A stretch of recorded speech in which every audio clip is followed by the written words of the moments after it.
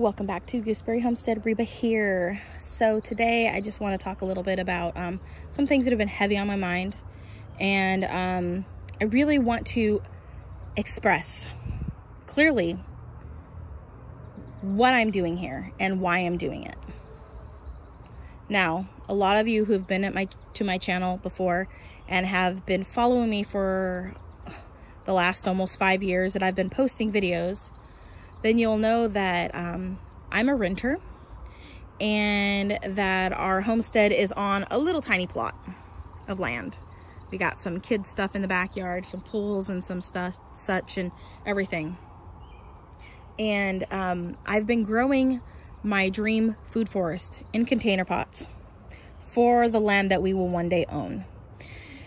And some people don't understand why I have so many different varieties of things, and they never will understand, most likely.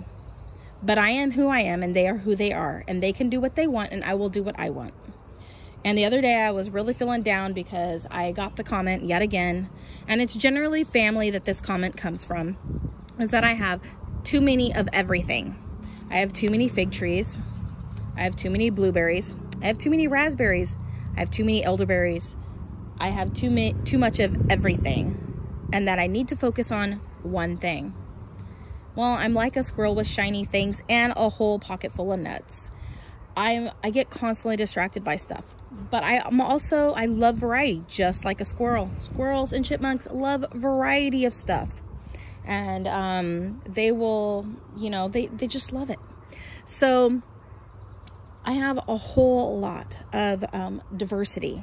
Now, am I going to keep every variety of fig tree? Absolutely not. Absolutely not. That would be ridiculous. Am I going to keep every variety of elderberry? Oh, you sure bet I will. I will. Because the long game with my elderberries is that once they go in the ground, baby, they're going to get really big. And they also are deer resistant. And we have a lot of deer around here. And I want to plant a variety of elderberries surrounding my property when we get our homestead land. And I want to deter the creatures that want to eat up all of my other food forest items from coming in as easily or as readily. And so there is that. Now, I do have a lot of blueberries. I've got a whole bunch right here on this little plant stand here. And not on the top, these are flowers, but down here I've got some blueberries as well, and a couple other things that are not blueberries. These ones are in the trial period of I may or may not keep, but I do have some here that are definite keeps, like my pink lemonade. These ones came from Baker Creek, and then these ones are ones that I managed to successfully root off of my own pink lemonade, and this year they are growing. This one right here is growing like amazingly. And then here's another smaller one of the pink lemonade. Pink lemonade has won my heart, and it has hot pink berries, and the birds don't really know that it's ripe. So and neither does the squirrel. They don't know that it's ripe, so they don't mess with them. And so I am definitely planning on propagating the pink lemonade and having a ton of those. My end goal is to be able to make jams and jellies also, and I can take those to farmers markets with all the fruit that I'm growing in my garden. I want to be able to make jams and jellies and do that sort of thing. So not only will I have a food forest for my own family with fresh eating fruit during the summer months, I'll be able to put away lots of jams and jellies for later in the year. And everybody's homestead is different. Everything that everybody's doing is different. Some homesteads focus on just poultry, or some of them are a variety of birds and poultry and such. And they have a lot of different things going on. I am no different than a lot of other different YouTube channels out there. I know some of my family members don't really watch those other channels, so I know that they don't fully get what I'm talking about. But what I'm doing here is not that crazy, and I do know that it comes from a place of, they want me to be focused on the one thing, but I can't. I've got to think about the whole picture. And my whole picture is having that food forest with a diversity of different fruits that I love to eat. I grew up, and my family members know this too. They also grew up this way. My grandparents had a food forest on their property. Yes, it may have looked like a big clutter of plants to other people, but to those of us who really truly valued that food forest that, say, my grandfather and my grandmother had, it is a dear, dear, dear heart. My grandfather had a food forest before it was this thing that you're seeing all over the internet now of people having food forests on their little tiny plots of land. And my grandfather was doing it long before it was popular. You know, back in the 70s, 80s, and 90s, nothing but gardens all the time and putting away food. And my grandparents lived through the Great Depression. They put a value on having good food to eat and growing it themselves and the hard work that comes with that.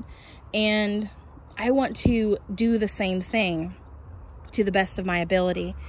And a part of that is, you know, having a diversity of different fruits and vegetables that are growing in my yard, whether it be from trees or from, like, say, strawberry plants or whatnot.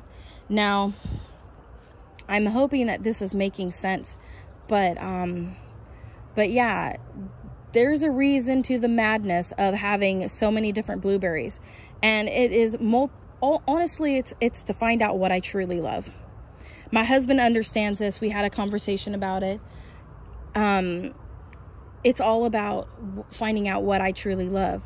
And then I can get rid of the things that aren't really something that I truly love at that point. So, you know, that's why I'm doing the things I'm doing. It doesn't make sense to other people. They're not going to get it. They don't have the same love for what I am doing that I have. And they probably, I mean, I just don't know. I'm just guessing here, but I just don't think that they get it. And so it really just kind of hurt the other day. Really, really hurt to hear that. And it really deflated my sale. And it really made me depressed. And it made me want to close up and not really share my joy of what I love doing anymore. And I just think that's wrong. And so I can't go down that path. I got to continue doing what I love. I do know that I need to do it within reason, of course, but I also know that, you know, while we're renting, it's the prime time to be able to find out what I love. Why not find out what I love now, so that I know what I'm going to be putting into the ground later is exactly what I want in the ground. I don't want to be ripping things out of the ground years later to find out what I truly love. So I want to find what I truly love, then put it into the ground. And then at that point, then I can get more of, or I can propagate myself to have more of. Like I did with these blueberries over here. I have at least 4 now of these little ones to go along with the bigger plant that I have. And these are nice backups in case something happens to my other bush. And then I have all these other ones that I'm trialing and testing out. I do know one of the other blueberries that have made it onto my list is the pink popcorn, and I think it's over here in this section. I don't know what's going on here. I've got some dried up blueberries on here that didn't make it. I want to move them and get them out of my pots. Let's see here. I think this one is pink popcorn here. So that one is a favorite of mine as well. And I had moved a lot of my berries out of other containers, and so they had some shock to them. That's probably the reason why I'm losing some of the fruit off of these this year, but that's okay.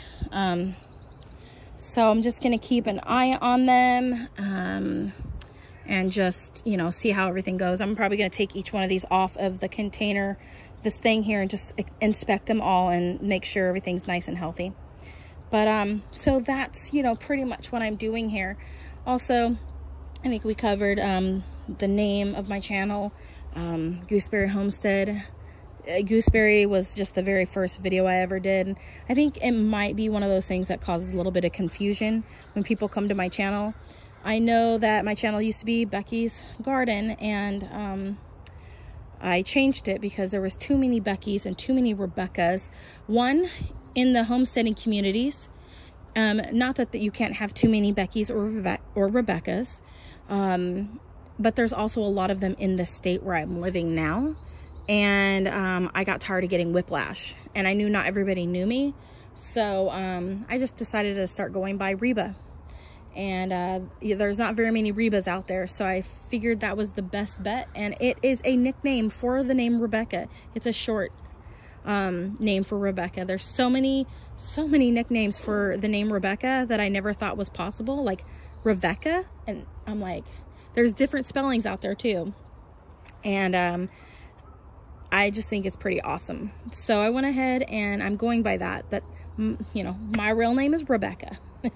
And anyways, you guys, if anybody has any comments or, you know, any advice, that is good constructive advice. I mean, more than welcome. But my channel isn't necessarily about selling things, but sometimes I do mention things that I'm going to be selling, like say at a yard sale or such.